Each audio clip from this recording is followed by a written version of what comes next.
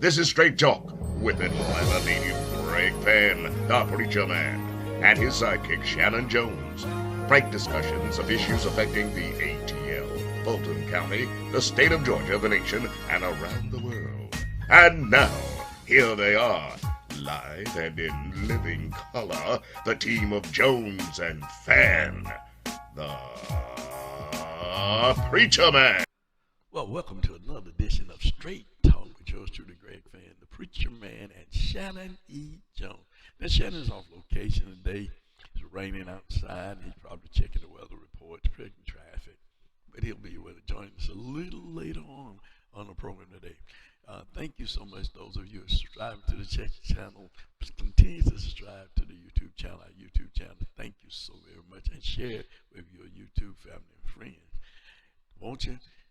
You know, we're going to have a follow-up this week on a program from the last week program, where we talked about the federal judges, and as we were talking about filibustering, and Shannon was elaborating on the federal judges and the power of the federal judges. And we're going to be looking at how President Trump began to stack the federal courts, and how the Republicans blocked President Obama from being able to appoint federal judges, the Supreme Court judge, how they blocked his appointment, leaving the federal courts with many, many vacancies that Trump had opportunity to fill. So don't miss that. Stay there with us, and we'll be back to talk about this gerrymandering and what gerrymandering is and how they do gerrymandering to write the districts in order to win one way or the other, whether it is the Democrats, whether it's Republicans. It's important to know how that happens, because the census is taking places, the numbers have changed. Now they're going to be redrawing the lines, so you need to know how that works. And we're going to talk about some other things, but don't you go nowhere. We'll be right here, right back after Black History Fact with Brother James Brown. I'm Greg Fann, the Preacher Man, right here on Straight Talk with Black History Facts with Brother James Brown.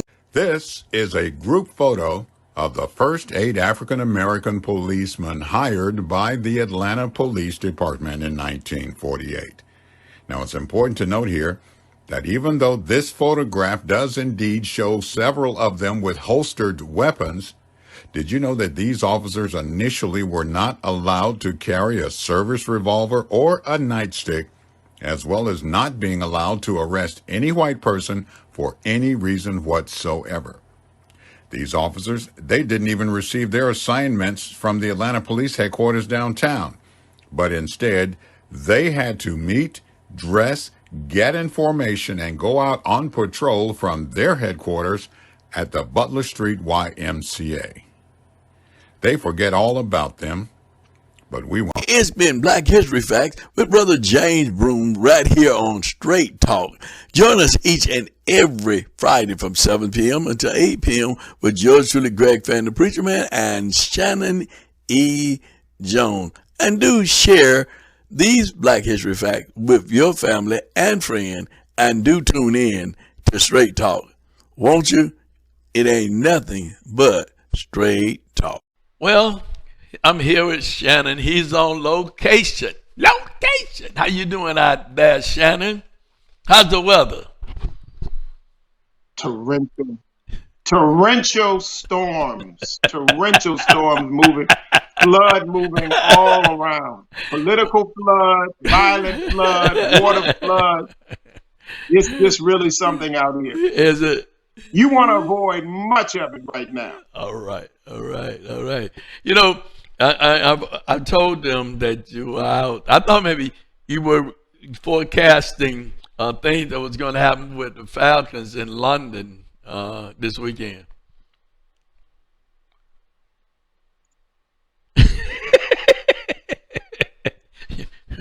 He never said a mumbling word. Well, let's get on with the program. You know, we're going to be talking about what you shared last week in terms of Trump's agenda, in terms of the federal judges and how important the federal judges are. So we're going to show a clip in a few minutes about it, Do you want to say something to lead into that clip, and then we'll pick up on the other side? Well, we're going to see the kind of maneuvering that McConnell and others did in order to block Obama and to allow Trump to get in. So let's just go into it. I think it's better to go into that. I don't want to tell them what they're getting ready to see. All right. Thank you so very much. And now we go. Let's look at how this and what's happening is changing our country. President Trump really dislikes these judges. The Ninth Circuit is a disaster. Nobody can believe these decisions we're getting from the Ninth Circuit. It's a disgrace. The Ninth Circuit, everybody knows it. It's totally out of control. When Trump took office, most of the Ninth Circuit's judges had been appointed by Democratic presidents, and they overruled some of Trump's most provocative executive orders. The travel ban, emergency funding for a border wall, they all stopped here. Very hard to win at the Ninth Circuit, if not impossible. But that's changing. We're slowly putting new judges in the Ninth Circuit. Trump has already added 7 new judges to the Ninth Circuit Court of Appeals. And by the end of his first term, there's a good chance that the Ninth Circuit could look very different. We usually think of the 3 branches of government as the president, Congress, and the Supreme Court. But it's down here in the lower federal courts where President Trump is building his longest-lasting legacy. You know, when I got in, we had over 100 federal judges that weren't appointed. It was like a big, beautiful present to all of us. Federal courts hear lawsuits involving the Constitution or laws made by Congress. Say a city pays a female employee less than her male counterpart. That violates the Equal Pay Act, a federal law. So that case would start here, where all federal lawsuits start, in a district court. There's at least one in every state. For example, California is home to 61 judges who serve on the state's 4 district courts. If the case is appealed, it moves up to the aptly named Court of Appeals. It's made up of 13 circuit courts, and they each hear cases from different parts of the country. So a case that started in California will move up to the Ninth Circuit Court because they hear cases from the western part of the U.S. If it's appealed again, it'll go to the Supreme Court. But they only hear less than 100 cases a year. The circuit courts, they hear 50,000. For most federal cases, these judges give the final precedent-setting ruling. They're kind of a big deal. And every single judge here is nominated by the president and serves for life. Now here's a chart showing how many circuit court judges a president confirmed by what time in their presidency. There's Ronald Reagan's, and this is George H.W. Bush's, Bill Clinton, and George W. Bush. All pretty consistent, right? Now here's Barack Obama's. Look how it totally flatlines in his last 2 years. That's because all federal judges are nominated by the president, but then have to be confirmed by a vote in the Senate. And after the 2014 election, Republicans gained control in the Senate, and Mitch McConnell stopped holding votes on nearly all of Obama's court picks, from the Supreme Court all the way down to the district courts. So when Trump took office, not only did he have a ton of vacant seats to fill, he had a Republican-controlled Senate to help fill them, quickly. In fact, Trump has appointed more circuit court judges in the first half of his first term than any other modern president. But his judges are different. This is where all the judges nominated by each president fall on a scale between liberal and conservative, determined by their past political donations. And here's the median score for those judges. You can see that appointees on both sides have moved further to the left and right of their party's medians. But Trump's median pick is more conservative than Obama's was liberal, and more conservative than his Republican predecessors. And if you look at the ideological distribution of judges appointed by previous presidents, you can see tails at either end. Both Republican and Democratic presidents appointed some judges that leaned the other way, but Trump, not really. Traditionally, presidents need to work with the Senate. If a judgeship opens up in, say, Texas, the nominee would need the approval of the Texas senators. No approval, no vote. It makes presidents compromise with the opposite party and prevents them from stacking the courts with super partisan judges. That's why these past presidents had to have a spectrum of judges. But when Trump nominated 2 men for seats on the Ninth Circuit, the court that keeps overturning Trump's executive orders, the 2 Democratic senators from California opposed both of them, calling them far outside the judicial mainstream. One because of some controversial writings in college, and the other because of his prior work as a defense lawyer, including for oil companies where he argued climate change isn't real. Normally, this would mean they would never get a vote, let alone a hearing. But Republicans aren't honoring the century-old informal rule, and judges are being confirmed without the support of either home state senators, including those two on the 9th. Trump has now appointed 7 new judges to the Ninth Circuit, 1 because Obama's nominee wasn't allowed a vote, and 4 without the approval of home state senators. He's expected to appoint at least 2 more judges before his first term is over. This is what the circuit courts looked like when Trump became president at the beginning of 2017. And here's how the courts look halfway through 2019. It's expected that every president gets to have an impact on the federal courts. That's normal. But Trump only got to fill these seats because of McConnell's refusal to hold a vote on Obama's picks. None of these Trump picks had the support of both senators from their home state. And as a group, Trump's picks are more conservative than his Republican predecessors. In 2018, Mitch McConnell laid out his goals for the federal judiciary in a radio interview. Appointing and confirming these strict constructionists to the courts who are in their late 40s or early 50s, and we're making a generational change in our country that will be repeated over and over and over down through the years. And his plan is working. Well, Shannon, that was interesting in terms of how this is affecting our country, and the changes on abortion, the changes on voters' rights, the thing that's really taking place because of the changes on the federal level, and how Trump did it, mad with the 9th Federal Court Circuit, and changed the whole thing. It was amazing. Fully orchestrated by the Republican Party. It shows you the power of the presidency in the hands of someone who's magnanimous or maniacal. And unfortunately, we saw what happens when one is maniacal. We really did and do. For the country and the nation. Yeah, you're breaking up a little bit. You're breaking up a little bit. But, you know, when you talk about that and you think about it, and it showed us how other Republican presidents who were conservative, but they still brought on judges that were somewhat liberal. They wasn't as conservative, right? Now we have, and it said Trump's judges are more conservative than the judges that even the other Republican president put on.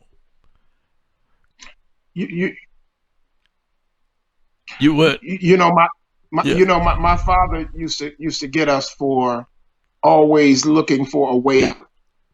And unfortunately, Trump is trained in the search for the loophole. It's not about what's ethically right. It's not about what's morally right. It's about the win. It's all about the win. And the problem with that is when your consciousness is all about winning, you don't care who you're crushing. You don't care who you're destroying. And that's what's happening to our politics. We're seeing the American political psyche. We're seeing it shift in such ways that it's polarizing. And he feeds into that narrative. He sees not the protection of constitutional rights. He sees the courts as a strategy. He sees the courts as a weapon to punish those who don't necessarily politically line up to your ideology. And he wants to move it in the direction that gives him the win. And that's what's happened. Other presidents, all presidents are political, but there also has to be the respect for the Constitution and for the citizens. And you didn't have that with this president. And unfortunately, his line of thinking has spread like aerosol throughout this party. And you're seeing them blocking justice. and really eroding the Constitution. Well, let's move on to the issue of gerrymandering and what, this 2020 census has taken place where people live now and they're represented by certain numbers of representatives. I believe California has the largest number. So here we are writing new lines based on the population shift and the growth in each state, each city, each county, right? So those lines are drawn, making sure that you have equal representation. Now, as we're looking at this presentation that's going to be shown about gerrymandering, it's going to talk about one state in particular. It's talking about North Carolina, and it's going to share with us. And I want you to watch it because they're going to share with you and us, the viewers, as to how important it is when these lines are drawn. In the state of Georgia, which is the state that is really under attack, Georgia is under attack because we elected 2 U.S. senators. For the first time in history, Georgia elected 2 U.S. senators at one time. So now lines have to be drawn. There are no lines for U.S. senators because you're running statewide. But on the issues of running for Congress, running for state offices, running for county offices, running for city offices, running for school board offices, all of those lines are drawn to bring in a certain number of individuals or electorate to be represented by some elected official. Check this out, and we'll be back on the other side. North Carolina, 1990. None of the state's 11 representatives in Congress are African American, despite the fact that 20% of the state's population was. As a matter of fact, since the Civil War, North Carolina had only elected a total of 4 African Americans to the U.S. House of Representatives. After the 1990 census, North Carolina gained a district, so they were going to get a new representative. The state legislature was like, we need an African American to represent this district. So they intentionally created a district made up of mostly African Americans under the assumption they would vote one in. After the legislature submitted their plans to the U.S. Department of Justice, Attorney General Janet Reno was like, nah, not good enough, and rejected them, saying there needed to be another district where minorities would have a chance to represent constituents in order to comply with the Voting Rights Act. So the state legislature went back to the drawing board, literally. This time drawing up another district to help get another African American to represent North Carolina in Congress. Now, this district was a bit odd-shaped. I mean, just look at it here. It ran along Interstate 85 for 160 miles, breaking up counties and towns and grouping together places that typically were not grouped together. In some places, the district was only as wide as the highway itself. And, well, wouldn't you know it, in 1992, residents of both of those redrawn districts elected African Americans to represent them. Both were North Carolina's first African Americans to get into Congress in the 20th century. Well, this made some North Carolina folks upset, you could say. They said that those districts were racially gerrymandered to get African Americans elected there. In case you didn't know, gerrymandering means manipulating how the boundaries of districts are drawn to either favor one group or hurt another group. Gerrymandering is something of an infamous American tradition. As much as Americans hate the practice, it's been around since the early days of the country. It was named after a dude named Elbridge Gerry, I know his name is pronounced differently, who, as governor, signed the bill that approved a weirdly shaped district that benefited his political party in the state of Massachusetts. The district's shape somewhat resembled a salamander. So get it? Gerry, which turned into Jerry, plus salamander equals gerrymander? Anyway, in this case, 5 North Carolina residents, led by a person named Ruth Shaw, sued both the state and and the federal government, arguing that District 12, in particular, was gerrymandered so much that it went against the 14th Amendment's tubular Equal Protection Clause. Again, they argued it was racial gerrymandering, not partisan gerrymandering, and they argued the drawn district didn't go against the, quote, one person, one vote established in the case Reynolds v. Sims. Shaw and the rest took their case to the U.S. District Court for the Eastern District of North Carolina. The district court simply dismissed the lawsuit, saying their hands were tied due to a previous case, United Jewish Organizations of Williamsburg v. Carey. Shaw and the rest appealed their decision to the Supreme Court, who heard oral arguments on April 20th, 1993. Arguments kept coming back to whether or not North Carolina's redistricting plan went against the Equal Protection Clause of the 14th Amendment. Janet Reno's defense team argued that the Voting Rights Act of 1965 encouraged creating districts where minorities were the majority, and that basically this was a form of affirmative action to help those groups historically discriminated against. The court reached their decision on June 28, 1993. They sided with Shaw. It was 5-4. They sent the case back to the lower court to see if the district court could be justified in terms other than by the skin color of the residents who lived there. The court said that creating a district like District 12 based on strictly the color of skin of folks who lived in it was setting a dangerous precedent. They argued that racial gerrymandering, even if it had noble intentions, meant to prevent groups from being marginalized, it might cause representatives to only focus on the needs of certain constituents, not the entire group.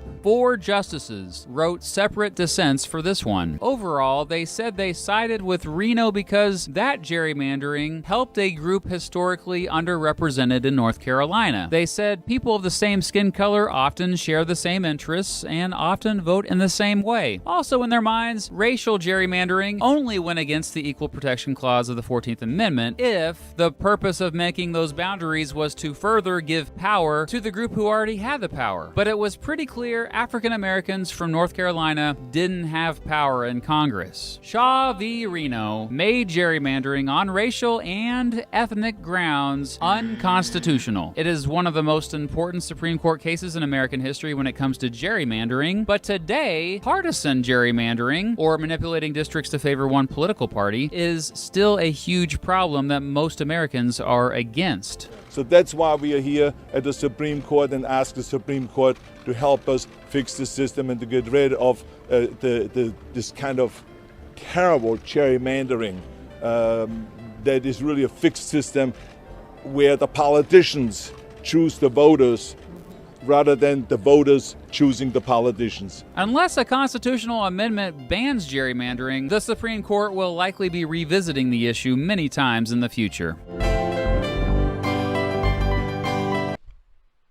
So obviously Halloween is not the most frightening time, certainly in the state of Georgia, but in various states, Republican-led states. But it's in January in Georgia when that legislature goes back into session, and in states where the legislature is meeting around the clock, you see these meandering lines that are drawn to empower. And in North Carolina, we saw that stretch along 85 that gave us the 2 African-American congresspersons. But then you see the structuring of those lines to disenfranchise at the same tone. So it is really something to pay attention to. And it really beckons to me, Bishop, the importance of every person being engaged in the voting process, because pretty soon they could almost be that.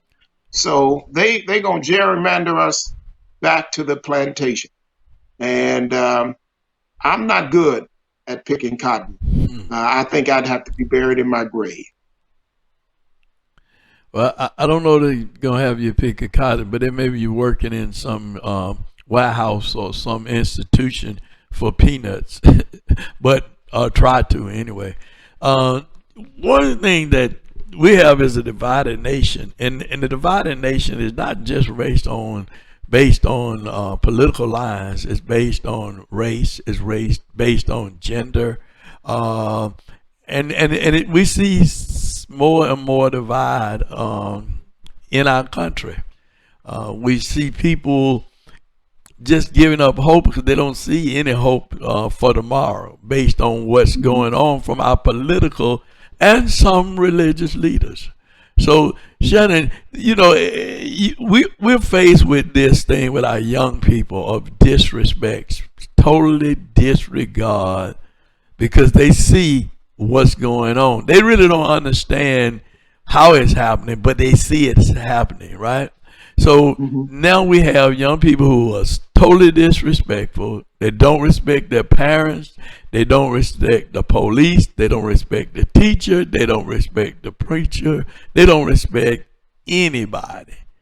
So our conversation today is around that lack of respect, that lack of home training, that lack of understanding the do's and the don'ts, and that fear of the ultimate judge, who is God.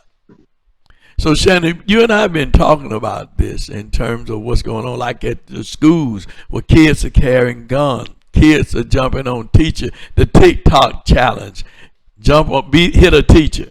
That's a TikTok challenge, and that's totally disrespect because you're disrespecting an adult. We've been talking about that, and I'm going to yield and let you give your comments on this. Because Bishop Lackey said, I don't let you talk enough. That was Bishop Lackey said, him and Calloway, Pastor Calloway. They said, I don't let you talk enough. That's what they say. They're your friend. But I told them, you do too much weather reporting. They might be my agents. They may be my agents. Listen, I was on speaking with Reverend Sean Smith, of Black Push, on yesterday on his podcast, and we were just talking about this, and I said, I'm dealing with Black America, okay, and I was telling him that we have a kind of spiritual and that's going on in our community. And it looks like the whole world is flipping around, but it's really something that's going on chemically in our community. And we're not grounded. And we're kind of floating, and we're all over. There's not a TikTok challenge if I go to Chinatown in any American city and see young people. I don't see the world flipping around for them and them doing a TikTok challenge and attacking their teachers. I don't see it in Chicago if I go to the Jewish community that they affectionately call Jewtown. I don't see the TikTok challenge. If I go into in Atlanta, where the Brazilian community is, or where the Nigerian community is, or the Ghanaian community, I don't see the things that I'm seeing in our community. So I know that the challenges that we're facing are not challenges that are external coming in, as much as there are some things that are going on internally that we need to get in order. And I know that there's systemic things that have caused that. I know that there's some systemic things, but there's some things that folks can do to you, Bishop, and there's some things you can do to yourself. They called us all kinds of names and still do. But your mother taught you that you don't internalize that. Your mother taught you that you were not that you are God's somebody. She taught you that you were just as smart, if not smarter, than the other children. She taught you that you hold your head up straight. And we were attacked externally. Our leaders were killed right before our eyes. We're seeing a crisis in the village that has us culturally displaced. It's like the thing that John Fitzgerald Kennedy Jr., when he took off in his plane and he was flying and he thought that he was going up when he was going down. It is a kind of a vertigo that makes up look down and down look up. And that's, if I had done a TikTok challenge to Dr. Vivian Benton at the Excelsior School, she would have done a clean my clock challenge and finished me off. And we have to deal with the crisis in the village and to get grounded again, because this cultural and spiritual vertigo has us all over the place. But it ain't the world flipping us around. It's what we're doing internally. We got to bring order back in our community. I totally agree with that. Just looking at a video, and I don't know if you saw it, of a kid at Tri-Cities High School. And I've been looking back at other schools, you know, there's YouTube videos on other schools where kids have taken over schools pretty much literally from the administrators. This kid, and how this kid would curse the principal, the administrative staff, the resource officer, cuss them out, have a gun, and cuss them out and tell them, give me my SHIT, give me my SHIT. Keep on getting in their face, spitting them, and take one of the coaches walk by and slap his phone out of his hand. So he grabbed her and put her up against the wall. And when he pinned her up against the wall, the resource officers tased her. But she was belligerent, totally belligerent. But you know what the school system did? They fired the coach, told him that he was aggressive. He shouldn't have put that child up against the wall. But what do you do as an adult when a child disrespects you and literally hit you and knock something out of your hand? What are you to do? I mean, let's be realistic and be practical here. We are given too much authority to the children, and people won't want to teach. They won't want to be a part of anything dealing with kids because kids are totally disrespectful. I heard today, let me just say this and I'll let you comment on it, but I heard today one of the aunts said that she had a nephew at a game, and her nephew, she said something to him, he told her, I'm grown. Nobody tell me what to do. She said, your mother can't take your cell phone. No, that's my phone. She can't take my phone. I'm grown. You grown at 14 years old? Yeah, you grown. She said, then when they went out to eat, you know, they went to Mellow Mushroom to eat. So he's sitting there waiting on his food. She said, well, grown people buy their own food. That's what grown people do. So, I mean, we have to send message to these kids because they acting as though they're grown, but then they still want to be a child and be catered to and taken care of. That's what I want to say, Shanan. I'm sorry. Go on. No, that's absolutely is spot on. And the coach was let go, and that's a shame, because really you're failing the child with that. But not only that, you're creating a mini institution that is non-educational. And pretty soon our schools, even in the suburbs, doesn't matter, city, suburb, don't matter, schools are going to begin to look like jails, like camps. They're going to have to hire more resource officers, more police officers. When I was in school, if I got in a little fight, you went to the assistant principal's office. And, if it was one of those crazy assistant principals, you were afraid to go there. Today, there's a police officer in the school, and you have to go to court. You get a record in school. So don't touch them. Don't let them do what they do. But what is going to be the fix for it? The fix is to begin to make the schools look more and more like the prison industrial complex. And that's what we'd be graduating.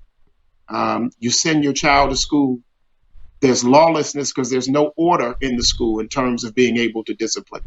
You can't touch them. You can't do anything. They can hit you. They can spit at you. They can cuss you. They can TikTok challenge you. And there's this alternate reality that's not real. And then they walk out and say, well, I'm gonna get on the road at 3 o'clock in the morning and I'm gonna cuss a cop out like I cussed out that principal. It worked in school. And then they say, so and so got shot.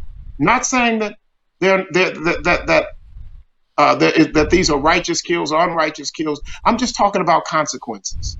Yeah. That's all I'm talking about. Yeah. I'm not getting into, well, was it right for the officer to do this? Was it right for it's right for you to respect the chain of command. It's right for you to respect laws and order, to respect what's right and what's wrong. And when a man walks up to me or a woman walks up to me with a taser on her side and a gun on her side and a nightstick and mace and all of that, don't forget the I'm radio. The radio. Don't forget the radio. The radio. That's right. That call. Then it tells me that I'm supposed to be respectful of this office, because this office is holding a lot of power legally right here in front of me. But don't miss my point, if my training is that I don't respect authority, then I'm already setting up a situation where I'm not going to have a conversation person to officer, but I'm going to have a conversation the way I was trained to have it, with the tools that officer has to shut me down. And I'm going to try him or her until they, because he's educated in an alternate universe. And then they graduated me into the world, and the world treated me differently than the school system did. The world treated me differently than the protections that the school system gave for me to be lawless and for the teachers to always have to toe the line. Mm-hmm. And that's imbalance. That's imbalance. And it adds to this crisis that I'm talking about. It adds to this cultural vertigo that we're dealing with. Well, one of the things, and then we'll wrap up this section, that I say, when I see kids doing donuts in street, kids driving their cars like they're on a racetrack. Just the other day, young man racing and hit a car that was on the emergency lane and knocked the sister over the bridge 30 feet. Luckily, she lived. Because if not, he would be even charged with vehicular homicide. But these are not toys. But they so caught up in the gaming machines of watching the games and driving cars like that on the game. And then when they get out here in the real world, they think they can do the same thing. They live in an altered. Thank you so much. They are. I mean, when you see kids years ago sitting, and still today sitting on these games, and they're shooting and killing people on these games, then they come in the street and they don't see the difference. Those are make-believe people you're killing. But if you get out here in the street and start shooting people down, these are real people, and they have real ties to real families. So, those things, those games are not good.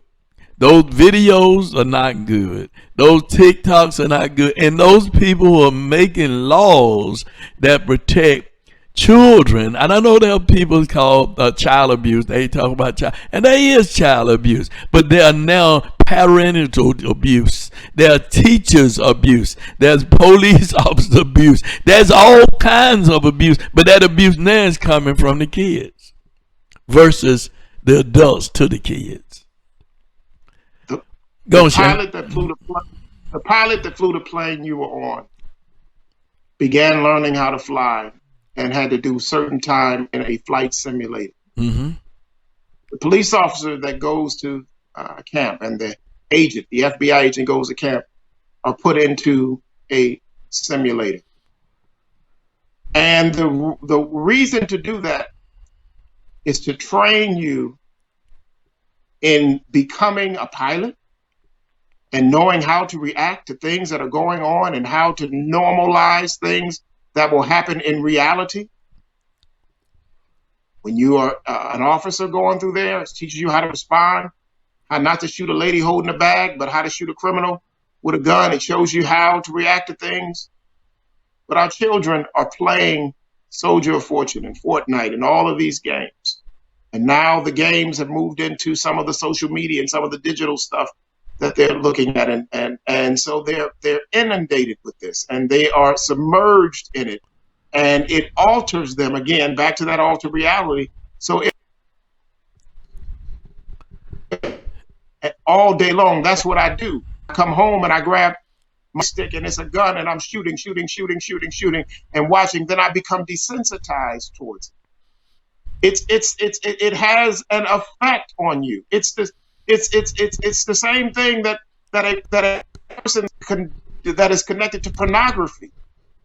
When they get into the world, they're desensitized to certain things, and they only see human beings as objects because their minds are polluted and sick. That's our chicken soup that is being turned into a gumbo that we don't want. Right. There's so much stuff in this soup that we don't want. We just want some chicken noodle soup, but they putting so much in it now, and you don't know what's in your soup. Today, it then turned into some kind of polluted gumbo. Well, we must continue to do the work as faith leaders. Not only pray, but the Bible says faith without works is dead. And that's Yes, what sir. we did just yesterday, with the faith walk, Yeah. with the clergy with the counter. In spite of the rain, we still marched on. And I want to thank you Yes, for sir. joining us for Clergy with a Counter. Keep looking for it, because we're going to keep on doing it. And again, thank you so much for watching Straight Talk, and do subscribe to our YouTube channel. And thank you for your comments, all of your comments. We do appreciate comments coming from you. And as always, you know what? This ain't nothing but what? Straight Talk. Straight talk. That's right. Until next week, same time, same place, same station, with yours truly, Greg Fann, the Preacher Man, and Shanan E.Jones. And perhaps he'll be on location and not doing a weather report. Want to be a guest on Straight Talk? Email Greg Fann at FANN922@Comcast.net or call 404-308-0795. Join us again for another episode of Straight Talk with Shanan Jones and Greg Fann, the Preacher Man.